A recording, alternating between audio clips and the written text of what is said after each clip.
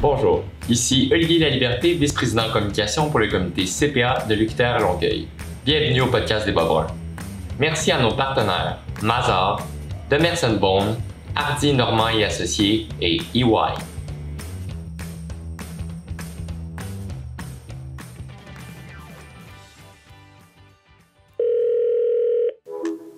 Bonjour, aujourd'hui on est avec Kevin Pépin. Kevin Pépin a son cabinet en comptabilité et puis il n'est pas CPA, mais il s'est quand même lancé en affaires. Tout de suite, on va commencer. Pourquoi ne pas avoir terminé son programme en comptabilité, son parcours comme CPA, si on sait que tu as l'air de quelqu'un qui sait d'où il s'en va, puis tu sais, qu'est-ce qu'il y a à faire, tu sais? Pourquoi ne pas avoir, mettons, continué plus loin?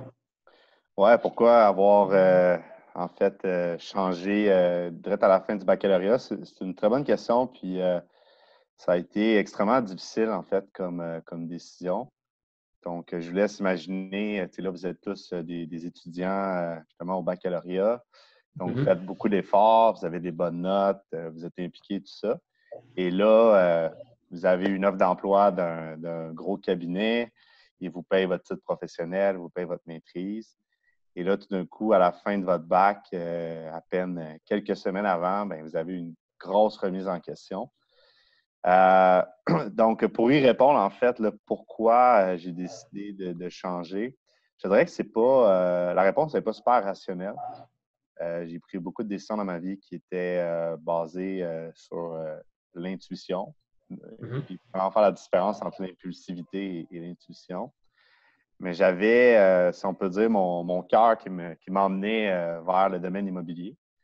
Okay. Et à cette époque-là, j'avais reçu une offre d'emploi de ma banquière en immobilier. Donc, ma banquière commerciale qui finançait mes premiers immeubles.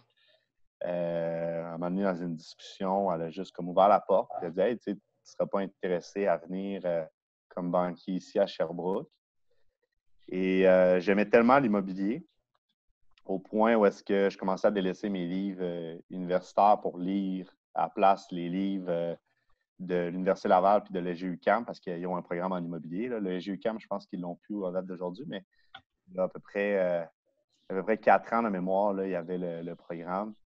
Fait que, bref, j'arrivais sur ma table d'études, puis j'avais mes livres de comptabilité, bref, tout ce qui est au bac. J'avais à côté mes livres d'investissement immobilier, d'évaluation immobilière. Et naturellement, je commençais à avoir plus le goût de lire les autres.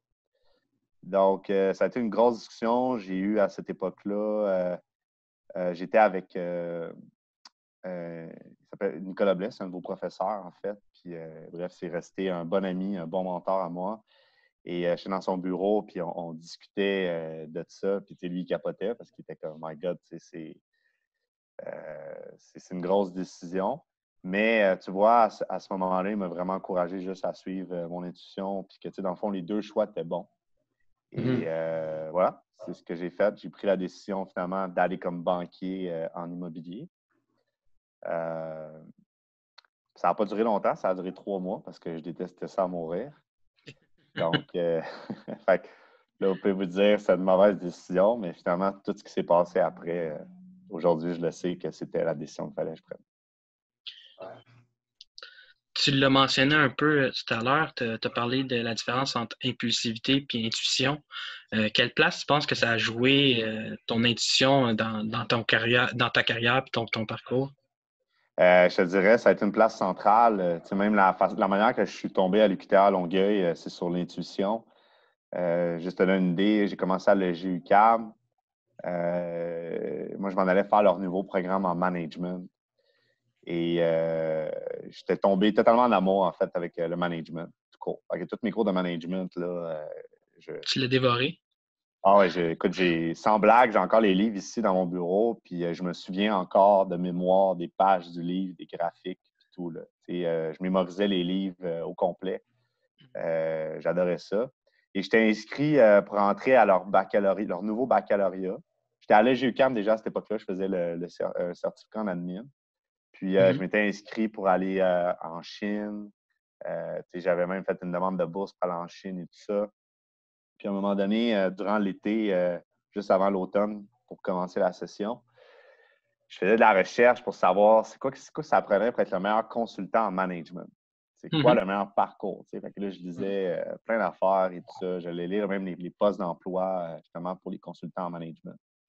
Et finalement, je me suis rendu compte que le titre de CPA allait ouvrir la porte à beaucoup de choses, puis que le titre de CPA était vraiment bon que, en réalité, ce qu'on pensait qu'était la comptabilité, mais quand tu es CPA, c'est beaucoup plus que faire des écritures.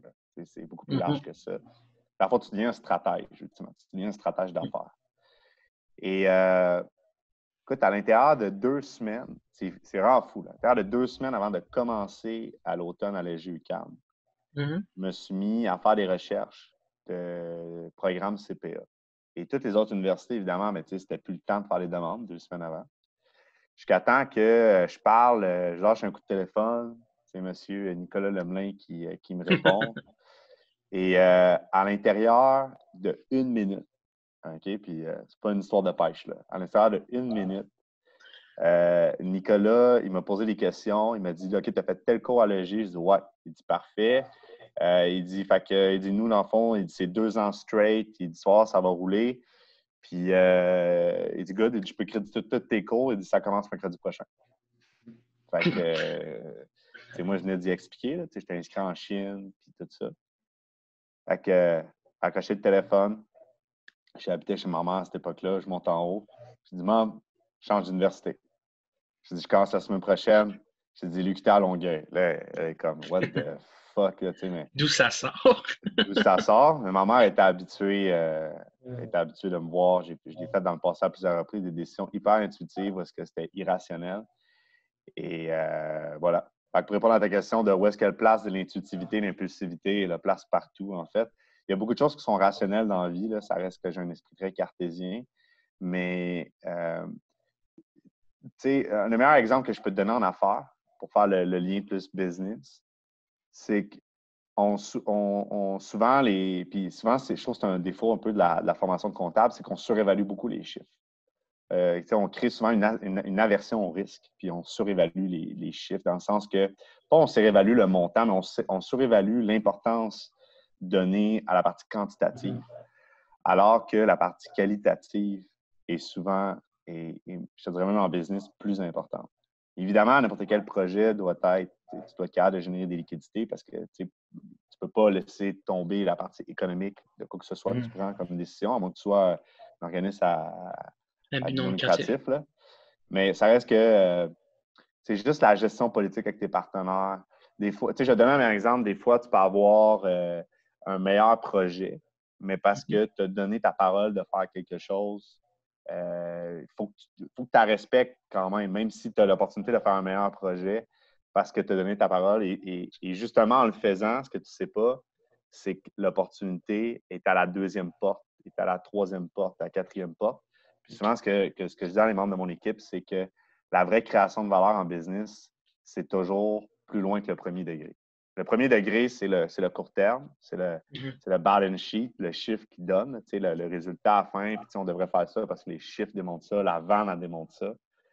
Mais la vraie création de valeur, oui, la vente, création de valeur financière, mais l'opportunité d'affaires, le flair qu'il y a quelque chose que tu ne vois pas tout de suite, c'est avec l'intuition que tu vas le sentir. OK. Puis ça, est-ce que c'est dans quel parcours que tu l'as appris, mettons, à avoir cette intuition-là? C'est dans tes cours de management un peu plus ou? Non, je te dirais que c'est vraiment du développement personnel. Puis c'est justement, si je fais un point justement avec vous qui êtes dans le comité, il y a beaucoup de gens qui vont aller à l'université, mais ils sont là juste pour passer leur cours. Mais tu sais, la réalité, là, c'est que quand vous arrivez sur le marché du travail, toutes les soft skills puis les skills relationnels que vous allez développer, je vous le dis, ça a autant plus de valeur que les notes que vous allez avoir maintenant. Puis, on s'entend, là, j'étais un très bon étudiant. Je visais qu'avoir des A et des A+ dans mes cours. Donc, c'est super important d'étudier, d'avoir des bonnes notes et tout ça. Mais ne sous-évaluez pas les skills relationnels que vous allez développer et tout ça. Et moi, dans le fond, dans mon parcours et j'ai toujours, je pourrais dire, une spiritualité qui a toujours été plus présente. J'ai toujours été ouvert à ça, plus ouvert à l'introspection, plus ouvert. Tu sais, je fais beaucoup de méditation. Donc, j'ai une routine matinale où est-ce que je prends le temps de méditer puis de me connecter avec mon corps, mon énergie, tout ça. Donc, je pense que c'est comme ça qu'on développe l'intuition. C'est souvent quelque chose que le mental ne comprend pas. C'est normal. Puis, voilà. Des fois, ça va vous pousser à prendre des décisions qui sont irrationnelles, mais je vous le dis, ça fait plus qu'une décennie, mettons, là, que je pourrais faire une liste d'événements qui me sont arrivés dans ma vie, puis que rationnellement, cette opportunité-là, cette occasion-là, n'était pas présentée dès le départ. Mais c'est toujours quelque chose, comme un effet domino. En fait. C'est dur de dire à un comptable d'être irrationnel, par contre. Là. Ouais, mais c'est pas. En fait, c'est pas de tuer votre rationalité. C'est très important. Puis comme je vous dis, moi, j'ai un esprit très rationnel. Même dans nos formations ici, il y a le volet investissement immobilier est très mathématique, très chiffre. Puis, tu sais, on a là, ici là, des analyses financières, de la modélisation financière extrêmement poussée. Et c'est pas de laisser tomber ça. C'est juste que quand vous êtes face à une situation, il y a deux parties. Il y a la partie qualitative et la partie quantitative. Mais laissez place à la partie qualitative, laissez place à cette partie-là. Souvent, les gens la condamnent, en fait, parce qu'ils sont insécures. Parce que quand tu suis ton intuition, c'est quelque chose que tu ne contrôles pas, c'est quelque chose que tu ne comprends pas. Ton rationnel ne le comprend pas, en fait. Donc, ça fait peur. Pour revenir un peu à ce que tu as parlé concernant la valeur ajoutée qui n'était pas nécessairement du côté quantitatif, qu'il fallait aussi attribuer une partie au qualitatif. C'est quoi pas ta recette secrète, mais quelle partie, d'après toi, tu devrais, dans le fond, attribuer au qualitatif par rapport au quantitatif? Hein?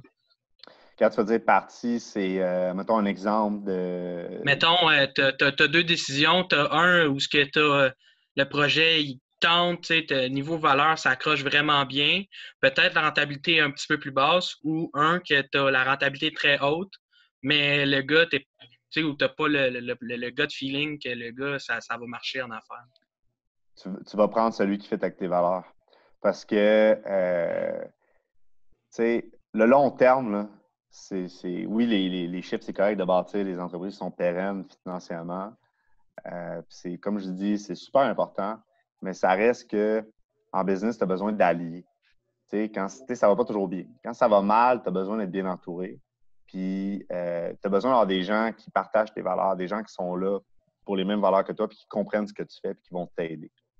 Il n'y a rien de ce qu'on aurait fait chez Copy Management sans nos partenaires, sans l'équipe, sans nos investisseurs.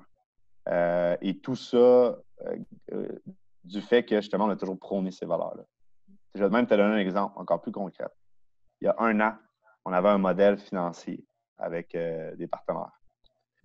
Puis, tout le monde avait accepté. Tout le monde a signé les conventions. Tout le monde était super à l'aise avec le modèle et tout ça. Fait qu'on lance le projet, tout ça. Et à un moment donné, avec Gabriel qui s'occupe des finances du portefeuille, on analyse les chiffres puis on se dit tabarouette, hey, on fait un méchant rendement là-dessus. Puis on regarde le rendement de nos partenaires puis on se dit hey, il me semble qu'il y a quelque chose qui ne marche pas. Puis on a entamé un processus de réflexion justement sur le deal qu'on a fait avec eux et on a littéralement réécrit un courriel. Puis on leur a dit écoutez, finalement, on trouve que le deal, il est bon. Il est super bon. Il est bon pour vous, il est bon pour nous. Mais on ne trouve pas que c'est adéquat. Et finalement, on vous propose un autre deal. Puis dans celui-là, vous êtes encore plus avantageux.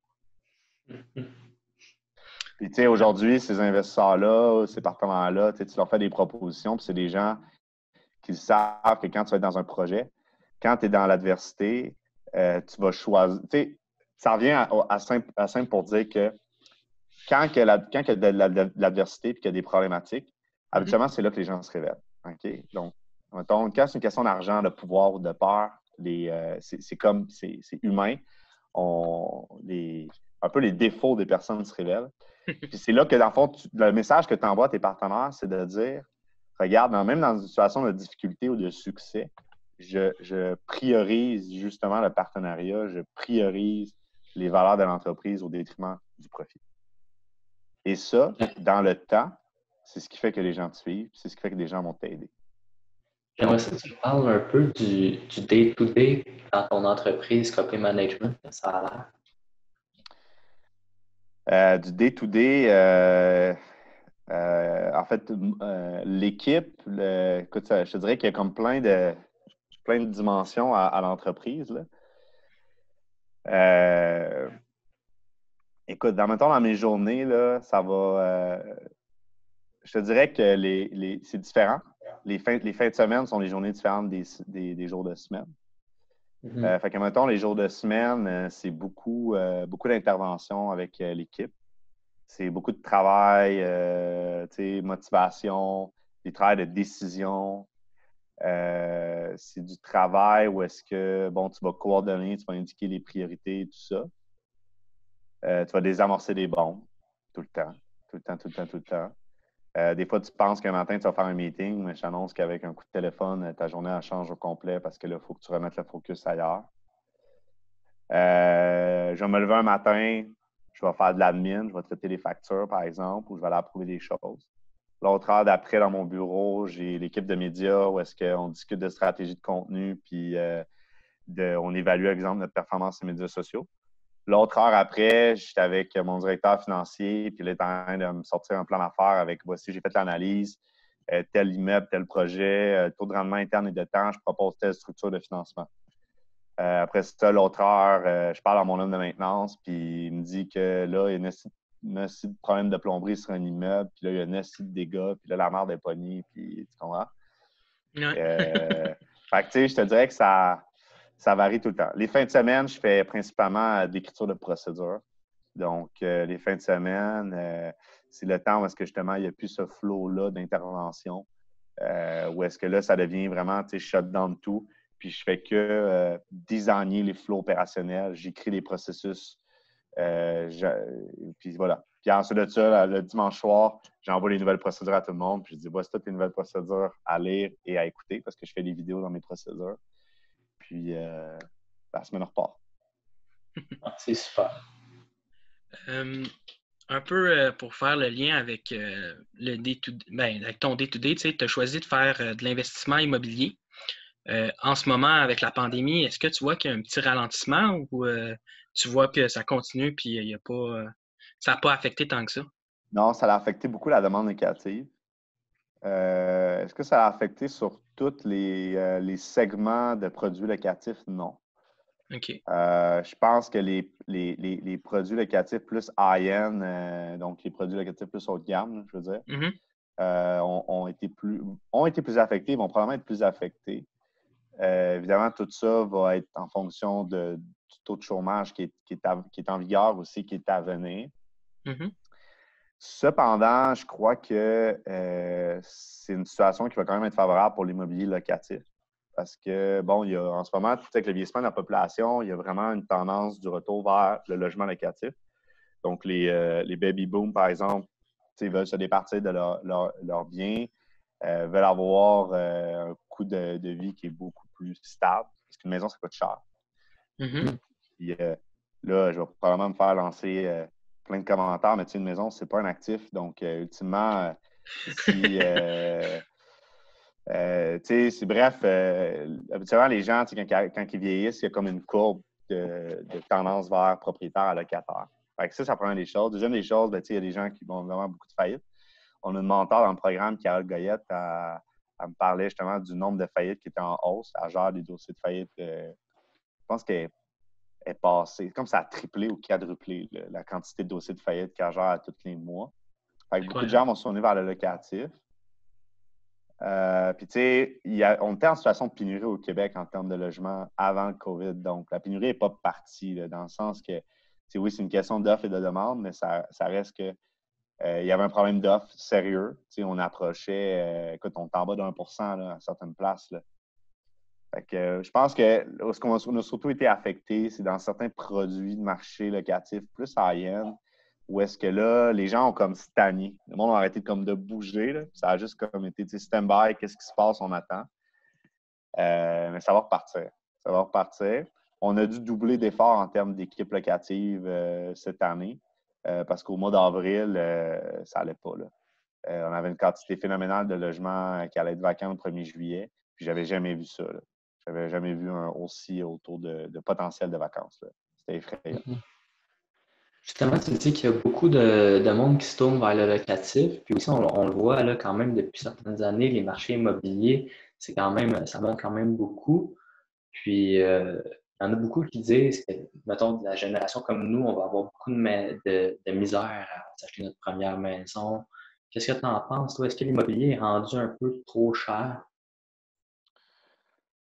Écoute, est-ce que l'immobilier est trop cher par rapport à ce que le salaire des ménages? Oui, ça c'est vrai. Quand tu regardes le pourcentage du salaire des ménages attribué à se loger est excessivement élevé.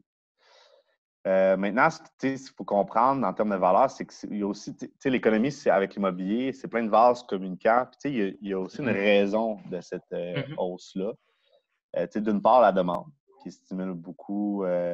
Donc, ça vient hausser les valeurs locatives et les valeurs immobilières parce qu'il y a plus de demandes pour acheter des maisons, louer des logements. Donc, ça, c'est dû par différentes choses. C'est sûr que quand tu regardes au Québec, il y a beaucoup de... Bon, dans le fond, un des gros moteurs de croissance, c'est l'immigration internationale qui va encore plus s'accélérer dans le futur parce que quand tu regardes l'accroissement naturel de la population, à peu près aux alentours de comme 2035, on va tomber littéralement négatif. Là.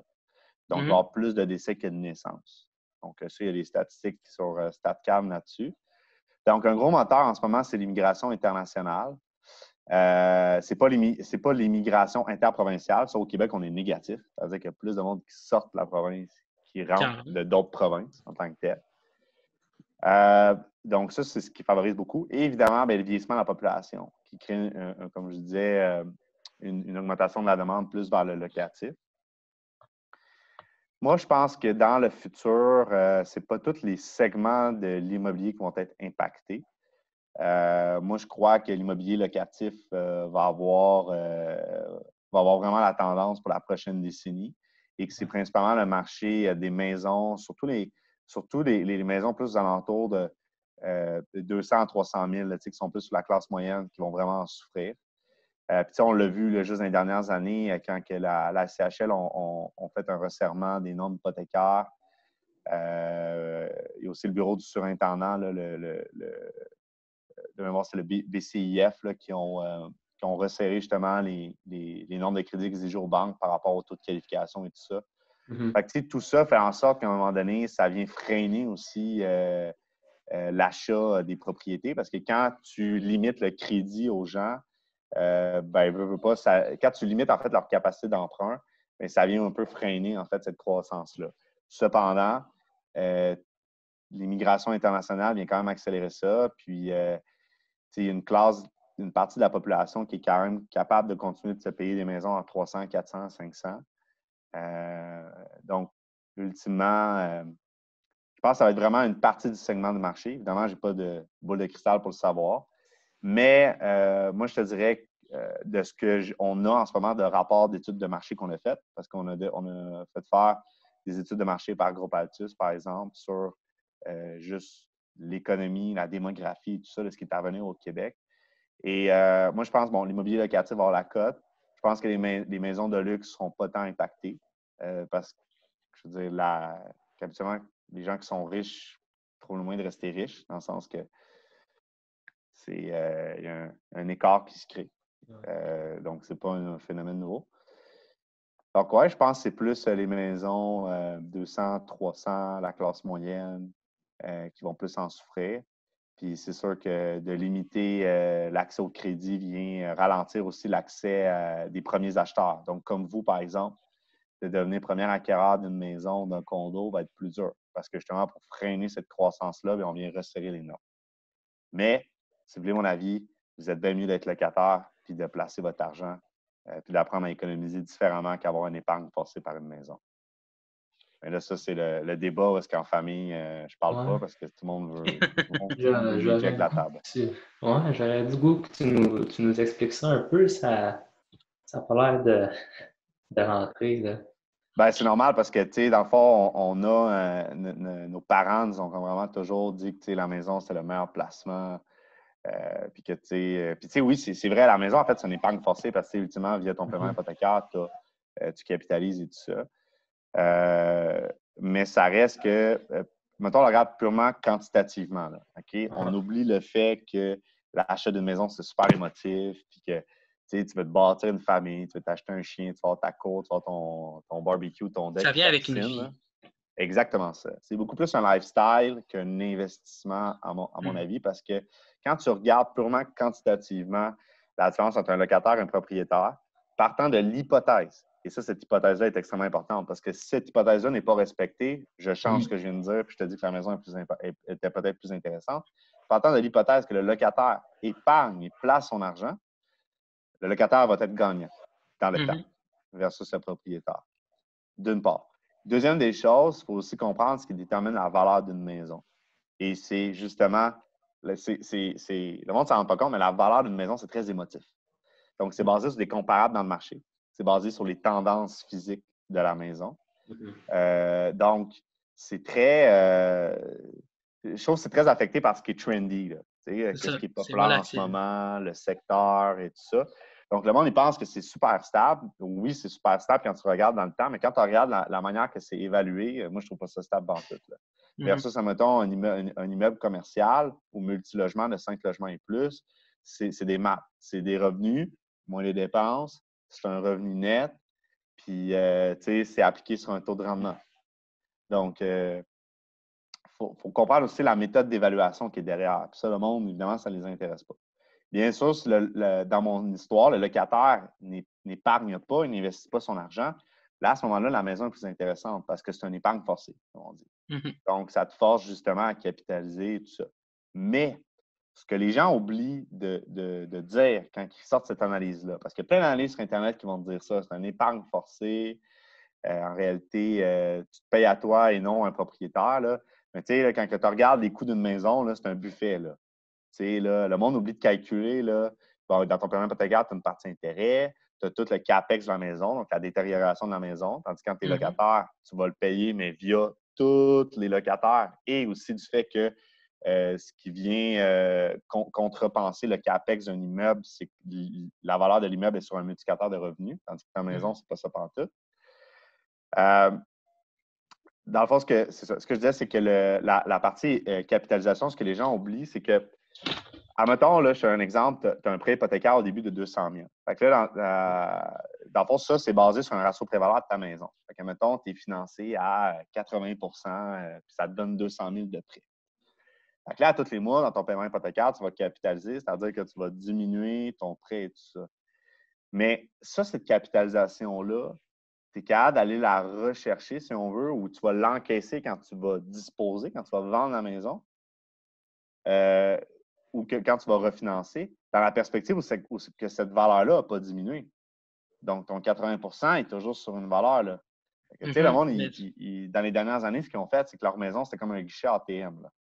Ils mettaient des marges de crédit hypothécaires là-dessus, puis hey, let's go, ça va être un bateau, un Sea-Doo, une tondeuse, ça jette tout avec ça. Tu sais, c'est un guichet ATM. Fait que ça donne une fausse illusion, en fait, que tu sais, la maison, c'est comme c'est de sky, là. Fait que voilà. Mais la vérité, c'est qu'en réalité, cette capitalisation-là est basée sur un ratio prix-valeur qui doit être maintenu. Donc, la valeur doit être maintenue.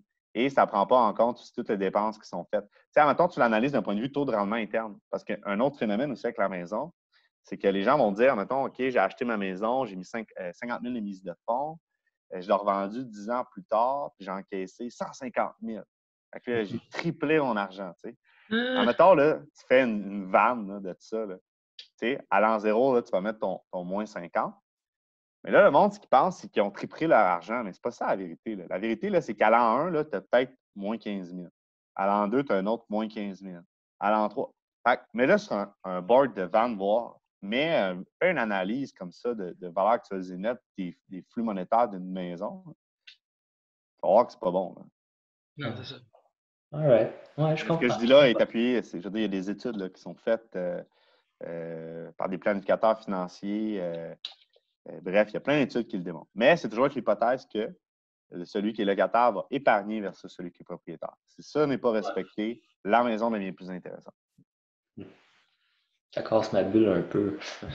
Ouais, ben je casse la bulle à la bain du monde quand je parle de ça. C'est pour ça que je te dis, dans les spits de famille, c'est pas bon, là, parce que là, tu es en train de dire au monde que, dans le fond, tu sais, j'ai investi dans ma maison, j'ai mis plein d'argent dedans, a pris de la valeur. Tu sais, comme, c'est comme tellement une mentalité qui est ancrée que là, quand tu viens dire ça, puis là, après ça, en plus, il faut que tu justifies à des gens d'un point de vue valeur temporelle de l'argent. Là, la plupart des gens n'ont pas de connaissances sur la finance.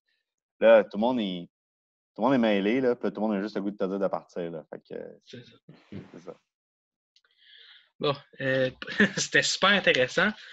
Pour revenir un peu plus au côté comptable puis au CPA, en quoi tu sais, t'avais presque pas fini ton bac, puis tu n'avais pas autant d'expérience que, tu sais, mettons, quelqu'un que ça faisait 30 ans qui était en affaires. Pourquoi tu t'es lancé aussi rapidement en affaires, puis de gérer ton entreprise? En fait, j'avais déjà eu une entreprise avant. J'avais une petite compagnie où je faisais du câble pour Vidéotron. Fait que, j'avais déjà eu l'expérience de m'incorporer tout ça, mais ultimement, je dirais avec avant et aujourd'hui, je dirais aujourd'hui, on peut beaucoup plus dire que c'est une vraie entreprise. Là. Où est-ce que là, tu as vraiment une question des ressources humaines, du marketing, tu as plein d'affaires à gérer qui fait vraiment une business. Ça a toujours été en moi. J'ai toujours eu ça dans le sang. En fait, pas savoir comment me comporter en affaires parce que c'est quelque chose que tu apprends, mais d'être entrepreneur, d'être autonome, je pense que ça prend comme un peu un petit côté rebelle, là, où est-ce que tu as le goût de défier un peu la boîte, le moule. Tu as un peu envie, c'est ça, là, d'arriver devant des roches, des murs, puis de dire, ben moi, je vais en faire la porte. Je vais C'est ton créer la propre chemin. porte. Exactement. Je pense que c'est un peu ça qui.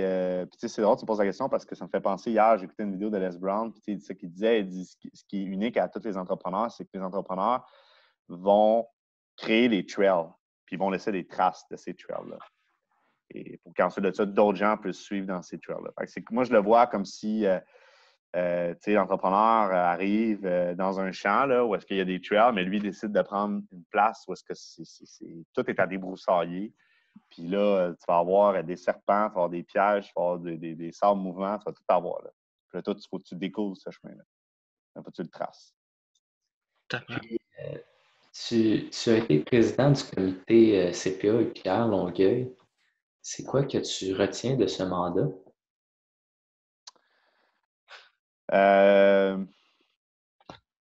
C'est une méchante bonne question parce que on aurait long à dire sur cette expérience-là. Très positive. Ça a été une de mes premières expériences de bon leadership. Parce que dans le passé, il y a eu du mauvais peut-être 8 ans, ouais, j'étais un très mauvais leader. Ah ouais? Ouais. Ça s'apprend le leadership. Le monde pense que c'est comme t'es nommé un poste de leadership puis parce que tu es leader. Là, mais ça ne marche pas comme ça. En fait, le leadership, ça se gagne. Peu importe le poste qu'on va te donner, ça se gagne. Comment ça, tu croyais avoir un mauvais leadership? Qu'est-ce qui faisait que c'était un mauvais leadership? Ben, je divisais, j'écoutais pas. C'était plus un one-man show. Là. C'est plus ça qui m'intéressait. Alors qu'un leader, première des choses, un leader va avoir une capacité d'admettre qu'il fait des erreurs. Parce que être dans une position de leadership, c'est une job où est-ce que tu fais que des erreurs. C'est ça la vérité. Tu te pointes chez vous le soir, là, puis tu te fais toute la journée. Puis c'est extrêmement exigeant. C'est pour ça que souvent les postes de leadership sont les postes les mieux rémunérés parce que c'est pas juste une question de compétences quantitatives et de savoir comment faire des calculs. C'est une question de comment se gérer et comprendre les gens. Puis d'accepter de faire des erreurs, mais de constamment chercher à comment est-ce que tu peux upgrader ça. Et moi, je te dirais que ça a été une de mes premières expériences de bon leadership parce que justement, dans le passé, j'avais eu une expérience, j'avais été un mauvais leader. J'ai déjà travaillé dans une boutique pour Vidéotron, puis j'étais le meilleur vendeur, puis Bref, je créais beaucoup plus de divisions qu'autre chose. Et je l'ai appris par la suite. Des années plus tard, j'ai compris c'était quoi que j'avais fait qui n'était pas correct. Puis encore aujourd'hui, je découvre constamment des leçons de leadership, mais ça reste que ça a été pour moi la première expérience de bon leadership. Où est-ce que là, vraiment, j'apprenais à écouter les gens. J'apprenais qu'en réalité, mon rôle, c'était beaucoup plus de mettre les gens de l'avant. C'était pas moi, c'était nous. Puis c'était eux. Et finalement, c'était ça. C'était beaucoup plus ça mon rôle. C'était de lever les gens, puis de les mettre de l'avant, de comprendre aussi où est-ce que leurs forces sont et leurs faiblesses sont. Ça, c'est super important. Puis d'être capable de les orienter. Tu peux faire des erreurs, mais à un moment donné, tu vas finir par comprendre beaucoup plus les gens. Tu es capable de les orienter, puis de savoir que si tu demandes telle affaire, elle va se planter. Mais si tu demandes telle affaire, elle va être excellente. La personne, là, elle va comme skyrock, puis elle va te livrer de quoi de malade. T'sais. À un moment donné, c'est de mettre les gens, comme on dit, sur le bon siège de l'autobus. Il y a un autobus. Mettons, là, on est toute une gang, là, puis on sait qu'on fait tout dans l'autobus. On partage toutes les mêmes valeurs de l'autobus. Mais c'est peut-être mieux qu'il y en a un qui soit en arrière qu'en avant. T'sais. Pas parce que le banc est meilleur, parce que la position est meilleure. Parce que dans le poids de l'autobus, on va rouler plus vite comme ça. Puis ça va être mieux pour tout le monde. Fait que, ça, c'est quelque chose qu'on pose souvent justement dans le podcast là, à propos du leadership. Puis on a souvent des réponses tout le temps très pertinentes, mais on voit quand même que ça s'enligne tout le temps là, un peu dans le même sens. Puis dans le fond, on aime ça en entendre parler souvent. On voit que oui, parce que c'est beaucoup mal compris. Puis je te dirais, de mon expérience dans les comités étudiants, là, c'est qu'il y avait beaucoup de comités que c'était ça. C'était un one-man show. Puis vous le voyez sûrement, là, inter-université, puis tout ça. Puis c'est correct. C'est correct parce que, savez-vous quoi? Tout ce que vous voyez là, c'est un bon reflet de ce que vous allez voir en business. Après ça, c'est à vous à choisir de qui vous avez envie de vous entourer. Puis c'est à vous à choisir le chemin puis les valeurs que vous avez envie de prôner. Puis ça vous regarde. Rendu là, je pense qu'il n'y a pas de bon ou mauvais. C'est ce que vous choisissez que vous allez prendre. Mais ça m'a appris ça beaucoup. Il y en a beaucoup, c'était un one-man show et tout ça. Puis, je pense aussi que c'est une bonne place pour développer votre leadership. En fait, je crois sincèrement que le leadership se développe chez tout le monde, vraiment. Puis encore récemment, je lisais un article de Harvard Business Review où est-ce qu'on parlait justement d'intelligence émotionnelle, de leadership. Puis, c'est prouvé scientifiquement que le leadership se développe. L'intelligence émotionnelle se développe. C'est juste dans l'intelligence émotionnelle, il y a différentes facettes. On n'a pas tous le même dosage de ces facettes-là. Donc, le leadership peut être sur bien des choses. Mais c'est une question d'équipe. C'est pas un one-man show. Puis, écoutez vos partenaires, écoutez vos collègues, acceptez de faire des erreurs et tout ça. Je pense que c'est le plus important. Puis, quand vous gagnez, là, c'est nous. Là. Ça, c'est tough. Ça, c'est le bout de tough. C'est nous. Je vous dis, ça a beaucoup plus de valeur. Mettez les gens de l'avant, puis il va y avoir des erreurs, là, puis ça ne fera pas toujours l'affaire, puis c'est normal. Mais mettez les gens de l'avant, puis c'est nous. Et ouais. Ça a été je dirais, une très, très belle expérience. Même si j'ai vu des. Là, je ne sais pas si je devrais dire ça en podcast. Là. J'espère que ça a changé. Là. Mais moi, quand j'étais à l'université, là, être financé par les Big Four, l'idée était déjà pipée. Là. Nous autres, là, ils s'en foutaient bien. Là. Puis moi, je m'en souviens encore, quand on a fait un pitch devant les Big Four, pour moi, ça a été un des plus gros échecs de leadership, à tel point que quand je suis sorti de mon pitch, j'ai dit à ma collègue dans le temps, j'ai dit, j'ai jamais été démoralisé comme ça, puis je veux pas que l'équipe le sache, mais j'étais quand même démoli. Là. On allait pitcher, là, puis ils nous regardaient mais à peine. Il y en a qui checkaient leur téléphone. Puis, on a fini quand même sur le podium à cette époque-là. Et ouais. Mais, puis courte histoire là-dessus, j'ai même pas envoyé la candidature. On n'a pas envoyé notre candidature comme comité de l'année parce que j'étais tellement dégoûté par ce que je venais de voir. Parce que, en réalité, c'est un gros show de boucan. On va financer les universités qui ont le plus de reach, tout ça. Puis, dans le fond, c'est exactement comme une start-up. Dans le sens que, en tout cas, à cette époque-là, le comité était vraiment comme en mode start-up. Dans le fond, tu n'as pas de track record. Quand tu arrives devant eux, tu leur dis, hey, tu sais, j'ai besoin de tant d'argent pour faire tel projet, projet. c'est ton plan de commandite. Là, ils sont comme, OK, tu sais, c'est quoi l'audience que tu vas avoir? Ben, tu es comme, ben, tu sais, je pense que je vais avoir tant. OK, t'es sûr? Ben non, c'est la première fois que je le fais, mais tu sais, j'ai besoin d'argent pour le faire. Tu sais, j'ai besoin d'argent comme pour qu'on commence à bâtir les milestones, bâtir un historique et tout ça. Fait que c'est la poule ou l'œuf, là. Tu sais, Fait qu'en réalité, l'idée était déjà pipée, tu sais, puis eux autres, c'est un gros show de boucan. Moi, ça m'a énormément dégoûté. Mais aujourd'hui, je comprends, pour être en start-up, que c'est la même affaire, tu sais. J'ai commencé à acheter de l'immobilier, c'était pareil, là, tu sais. Je veux dire, le monde sont... Tu sais, il faut juste en trouver un qui va te donner ta chance, puis c'est ça. Fait que, tu sais, quand je dis, là, que quand tu es devant une roche, il faut que tu passes la porte, là, ben, c'est ça. Penses-tu que si mettons, on parle toujours dans l'hypothétique, tu aurais continué ton parcours CPA, penses-tu que ça t'aurait aidé justement quand tu aurais cogné à des portes, qu'ils te prennent plus au sérieux puis qu'ils disent OK, on embarque, sans vouloir dénigrer tes partenaires, là, je suppose, tu as bien réussi. Puis je pense qu'avec eux, ça l'a prouvé que c'était les bonnes personnes pour le fit avec toi. Est-ce que tu penses que ça aurait changé quelque chose à ta carrière?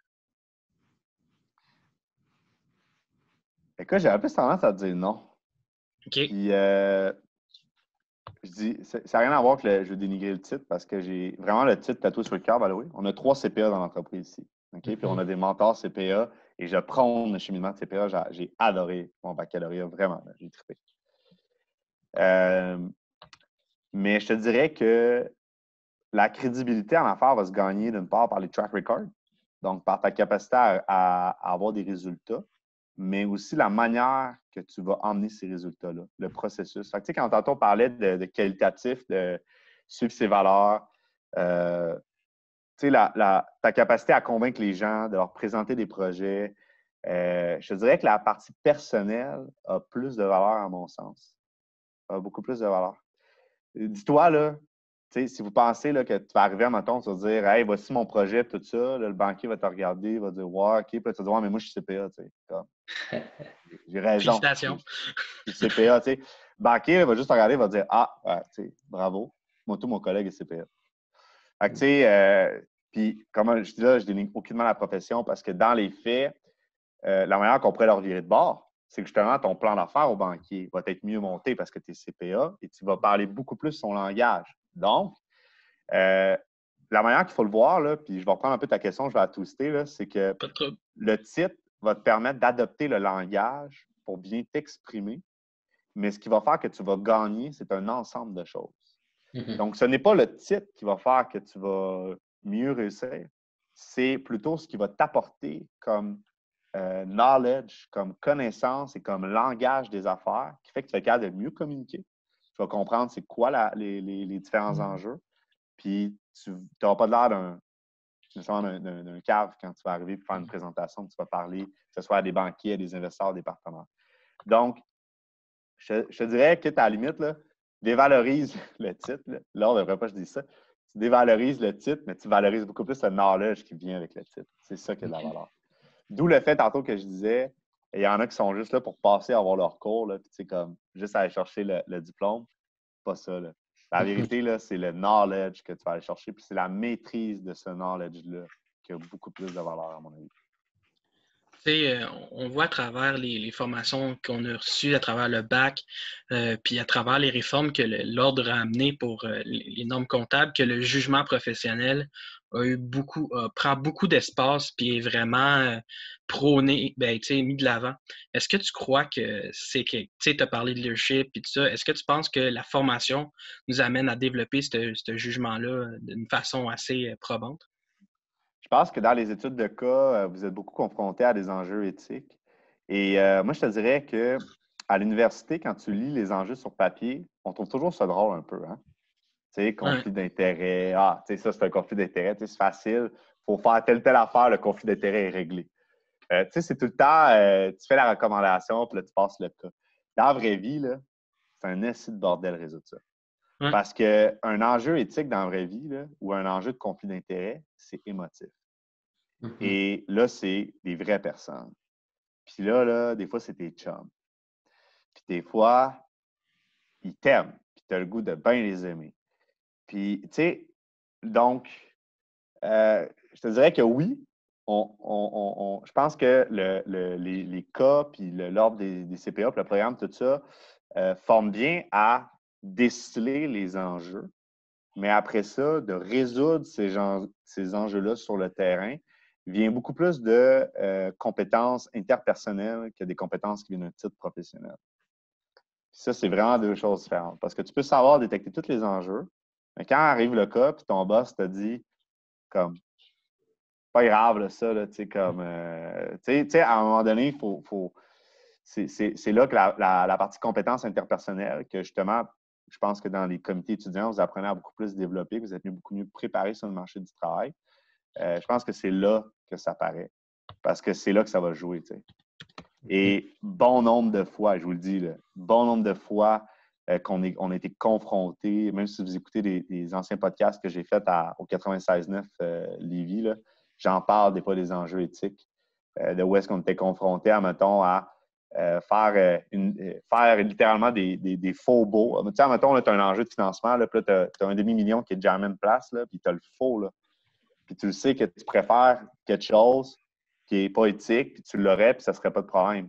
Mais là, il faut que tu renonces à ça par preuve éthique, puis de dire, ben non, tu sais, c'est pas comme ça qu'on va le faire parce que justement, on stick toutes nos valeurs et tout ça. Il faut voir que dans la vraie vie, by the way, dans l'histoire, je le raconte, là, on finit par choisir le bon chemin, mais ça reste que ça te passe par la tête.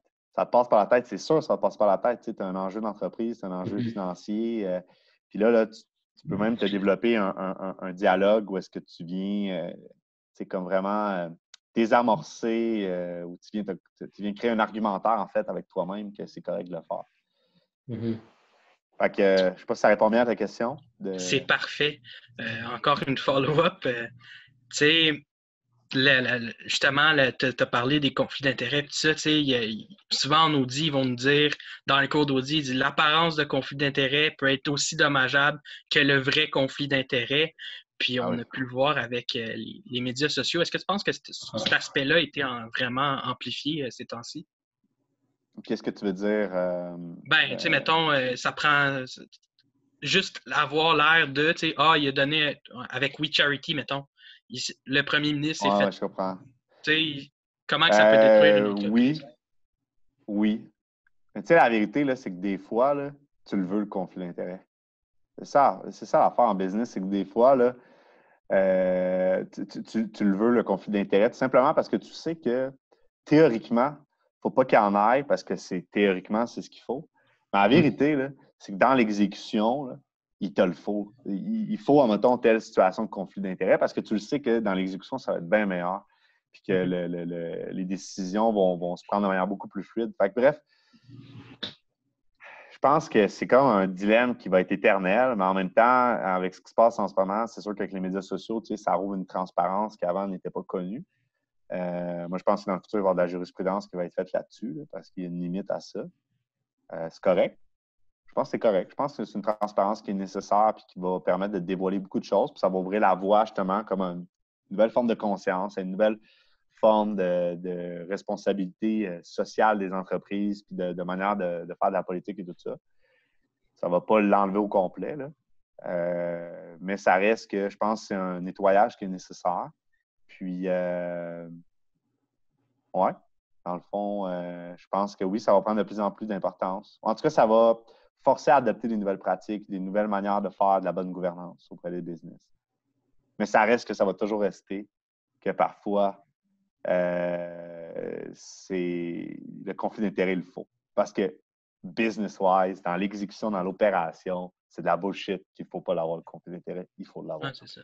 Tu sais, des fois aussi, si tu veux pas, à travers les relations que tu crées, tu sais, des relations d'affaires, à un moment donné, c'est sûr, ça va cliquer avec le partenaire que tu as, tu sais, puis ça va peut-être devenir ton ami, puis c'est pas parce que c'est ton ami qu'en business, ça nécessairement que ça va avoir créé un conflit d'intérêts. C'est juste que, écoute, ça a cliqué, ça a cliqué.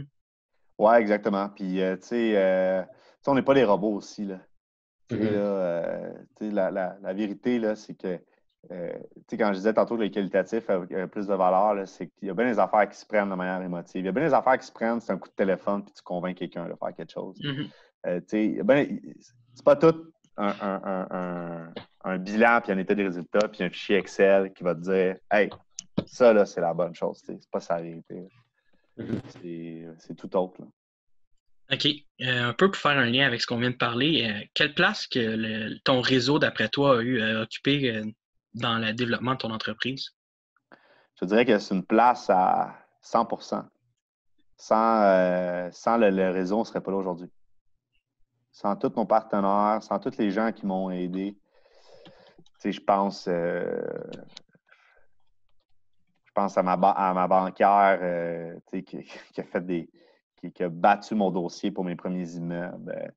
Je pense au président de l'AMREX qui m'a donné mon premier micro et qui m'a comme mis de l'avant. Je pense à mes partenaires, je pense à mes parents, les gens qui ont accepté au début de me faire confiance ou de cautionner pour moi, parce qu'au début, quand tu es étudiant, tu ne passes pas au crédit. Là, c'est dur. Je pense que tout ça, c'est tout ça qui fait la réussite. C'est jamais un one-man show. Dites-vous une chose, ceux là, qui réussissent, qui sont de l'avant-scène, ils ont toute une équipe derrière. C'est derrière que ça se passe. C'est tout le temps derrière que ça se passe. Et comment tu le développes, ce réseau-là? Il y a différentes manières que tu peux développer un réseau. C'est sûr qu'il y a eu une période où est-ce que je l'ai développé grâce à des communautés. Fait que, mettons, tu rentres dans une communauté d'investisseurs, développeurs immobiliers. Là, il y en existe plein au Québec, des petites communautés comme ça. C'est une manière de le faire. Je pense que c'est une bonne façon, en fait, de développer un bon réseau, c'est de rester dans la communauté de l'industrie ou du domaine dans lequel que vous êtes. Quand vous autres, vous allez pouvoir aller dans les CPA de Montréal.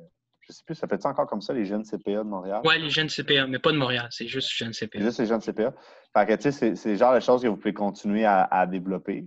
Je vous encourage fortement aussi parce que c'est super ce qu'ils font. Puis, je pense que c'est une belle manière de continuer à développer votre réseau. Fait que c'est d'être impliqué dans la communauté. En fait, d'être impliqué dans la communauté revient à créer de la valeur à la communauté. Fait que, comment développer ton réseau? Créer de la valeur à l'extérieur de toi. Focus pas à vouloir juste t'enrichir toi et à créer de la valeur pour toi. Cherche à vouloir créer de la valeur à l'extérieur de toi, cherche à créer de la valeur dans le marché, à créer de la valeur pour des clients, à créer de la valeur pour les gens à l'extérieur de toi. Puis tu vas développer ton réseau comme ça. Ah, c'est super. Mais si tu es que obsédé par créer de la valeur pour toi, tu vas te développer des contacts, mais de là à vraiment dire, tiens, un vrai contact, là, à mon sens, là, c'est quelqu'un qui t'appelle. Regarde, l'appeler par son prénom. Tu vas te dire, hey, comment ça va? Ben, ça va bien, tout ça, on se parle et tout ça, puis tu es capable de faire une demande, puis lui est capable de t'appeler de faire une demande. Puis, tu sais, ça, pour moi, c'est ça un vrai réseau. Un réseau, dans le fond, là, c'est que tu es capable de le monétiser. Là, le mot monétiser n'est pas bon parce qu'il fait référence à de la monnaie, là, mais tu es capable, ben, en fait, oui, on va utiliser le mot monétiser. Capitaliser, peut-être? Oui, tu es capable de le capitaliser sous forme de différents services, que ce soit des capitaux, que ce soit des contacts, que ce soit du conseil. C'est ça un réseau. Un réseau, dans le fond, va te créer en finance, on prend de l'argent avec un coût puis on la replace à un rendement supérieur. On fait un effet de levier. Bon, mais un réseau, c'est ça. C'est un levier. Ça va te permettre de croître comme ça. Mais pour ça... Dans le fond, si on veut qu'ils nous apportent quelque chose, il faut qu'on soit capable de leur apporter quelque chose aussi. Exactement. Focus, mets ton attention à plutôt créer de la valeur pour la communauté puis le domaine dans lequel tu es. Puis regarde, c'est simple. Ceux qui ont le titre de FCPA, pourquoi ils ont le titre de FCPA? Parce qu'ils ont apporté de la valeur dans la communauté. Ils ont eu un impact comme CPA. C'est exactement ça. Puis, est-ce que tu pourrais nous parler un peu plus de la Corpic dont tu es membre? Oui, en fait, la Corpic, c'est juste un regroupement de propriétaires immobiliers. Puis, dans le fond, tu as des services juridiques là-dedans au niveau locatif. Tu as plein de modèles de lettres. Tu as aussi des systèmes qui te sont proposés pour faire des enquêtes de crédit, des trucs comme ça. C'est comme un genre de... c'est ça, c'est un organisme qui offre des services, en fait, pour des propriétaires investisseurs immobiliers. OK. Est-ce qu'il y a un réseau là-dedans aussi qui t'aide ou est-ce qu'il y a des gens... Non, je ne suis pas super impliqué avec la Corpic. Je vais plus sur leur site web, je prends les modèles de lettres puis je lis leur article. Okay. Mais tu sais, on n'est pas impliqué plus que ça dans la communauté de la Corpic, quelque chose comme ça. All right. Pour revenir un peu plus dans le côté gestion et entrepreneuriat, qu'est-ce que tu trouves qui différencie la gestion en ce moment de la gestion avant COVID, avant les crises, dans le fond, ou avant une récession? Par rapport à notre entreprise ou par rapport juste au COVID en tant que tel? Ben, par rapport à ton entreprise, par rapport au COVID, dans le sens que tu vas gérer ton entreprise à cause du COVID d'une façon peut-être différente. Je ne sais pas si ma Ben, question est claire. ouais, ben en fait, nous, en 24 heures, on était déjà 100% à distance. Fait que c'est sûr que l'entreprise, maintenant, en fait, on a une nouvelle politique dans l'entreprise. Tout le monde peut travailler en télétravail comme qu'il veut. Donc là, depuis que j'ai fait ça, j'ai vidé mes bureaux. Fait que là, on vient de relouer 40% de notre superficie de bureau parce qu'un mois avant le COVID, on a loué 3800 pieds carrés. OK. On est revenu après, on est revenu là, quand il y a eu le déconfinement. J'étais tout seul dans mon bureau dans le 3800 pieds carrés. Puis des fois, il y avait comme un fantôme qui apparaissait pour aller chercher un papier. Là. Ouais, c'est ça. Je comprends ça. Je suis dans un bureau au centre-ville, puis on n'a pas une grande gang. Ben, c'est ça. Tout le monde est rendu en télétravail. Fait que maintenant, j'ai tout fait mettre en télétravail. Vraiment, le COVID dedans a poussé à s'adapter à ces outils-là technologiques, puis démontre que finalement, c'est possible. Cependant, maintenant, on organise des 5 à 7 beaucoup plus régulièrement. Puis là, aussitôt qu'on finit là, de réemménager le nouveau 40% qui est pris par un autre locataire, moi, dans le fond, je vais prendre un budget de ce qui a été épargné, puis je vais le mettre dans le club social copé qu'on appelle à l'interne. Puis on va tout simplement organiser 2 activités par mois, des 5 à 7. On va se mettre à regarder beaucoup plus de choses, en fait. Parce que c'est important que les gens continuent de se voir. Moi, je te dirais que j'ai vu une incidence sur moi-même dans le COVID parce que j'avais un style de leadership beaucoup plus directif à distance que quand tu es en vrai. En vrai, c'est différent parce que tu ressens les choses, tu es en contact avec les gens, tout ça. Ouais, Tandis qu'à distance, tu es plus directif. En fait, tu parles à un ordinateur. Là. Ouais, c'est ça. Tu as la coupure de l'émotionnel puis de l'intelligence émotionnelle que tu avais, comme que tu as fait par. Tu as mentionné plus tôt. Là. Exactement. Sachant que tu es investisseur immobilier, tu as lancé des applications de gestion puis tu fais des formations de mentor, comment tu arrives à gérer tout ça, à faire ta gestion de temps, dans le fond? Ben, j'ai pas d'enfant. Ouais, ça aide. J'ai pas d'enfant. Je travaille 7 jours sur 7. Je te dirais que les petites journées, c'est 8-10 heures. Les grosses journées, des fois, c'est des 15 heures. Je te dirais, l'important, c'est de garder...